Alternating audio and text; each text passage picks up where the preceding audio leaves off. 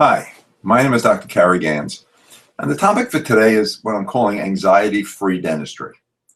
What does that mean? Well, as a dentist for over 40 years, I've probably heard more than once, I hate going to the dentist, Dr. Gans, but don't take that personally. And what that really means is as patients have fears of dentistry that can come from a number of different causes. Sometimes it's a childhood event that's occurred, and it leaves something in their memory that they can't get rid of. Sometimes it's just something a friend may have said. An example might be a patient who is you tell the patient they need root canal as an example. Don't get afraid. They need root canal, and they don't really know what root canal is, and you don't take the time to explain it. So they go home and they have lunch with a friend who tells them about all these horror stories about root canal. Yet none of this is really pertinent to that particular patient, but the patient doesn't know that.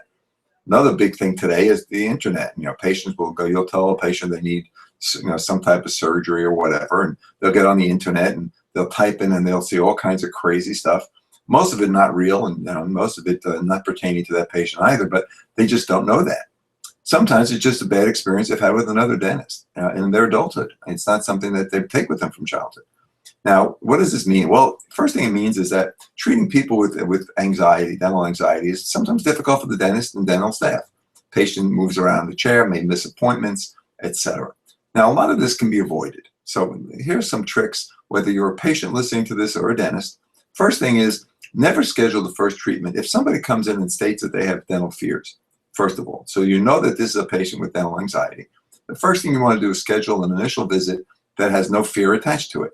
So it might be just sitting across your desk, having a cup of coffee, talking about their dentistry, talking about their past experience, why they have fears if they understand that, and try to alert them as to what the difference is between the way you practice and what's transpired in the past.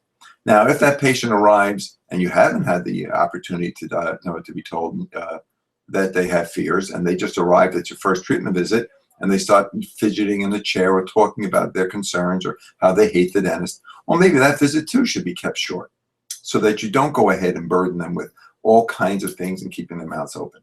Some patients are control freaks. They just don't like the idea that they're sitting in a chair and they can't leave and their mouth is open. You've got all these gadgets in there. These same people don't like flying and, very often don't like being a passenger in a car. I got to cancel this. This is the same person that you really got to think about when you treat.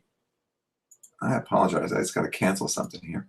So these are the same people that, once again, would fear everything else. So with a person with control issues, you might want to sit them up periodically, give them more frequent drinks of water. You might chat with them a little bit more, keep the dentistry initially, the visits shorter, so they're not confined to the dental chair so often. So there are ways to treat those patients as well. Additionally, you can have such things as nitrous oxide, warm, soothing music in your office, nothing that's crazy that's going to make people sit up and shake in the chair. You need a staff that can communicate well. You might have TVs in the room so that patients can sit and watch TV for distraction. And the most important thing is, as I said a second ago, is communication. Sometimes patients just need to know that you understand that they're fearful. And by doing so, you can relieve a great deal of that anxiety. Now, technique plays a role. Being able to give a good injection, using injections only when you need to. When you take an impression, explain to the patient what that means, how long they're going to sit there. The time that you take for explaining very often will reduce the time you need for redoing impressions and explaining, having a patient that's anxiety ridden and shaking in the chair, making your day miserable. People have fears, very often cause stress to the dental team as well. So minimizing the stress to the patient very often reduces the stress to the dentist and makes the whole dental visit a lot better. So anxiety-free dentistry is real. Between the tools that we have, a little bit of warm understanding, concern by dental staff, and the dentist himself, understanding these fears are real, you can go a long way to making each and every dental visit anxiety-free.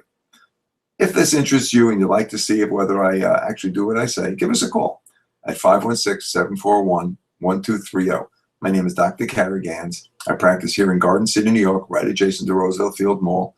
Come on in, sit down, have a cup of coffee, a piece of cake my wife makes, and let's talk about whether you have fears that we can address to make your next visit anxiety-free. Have a great and successful day. We look forward to seeing you.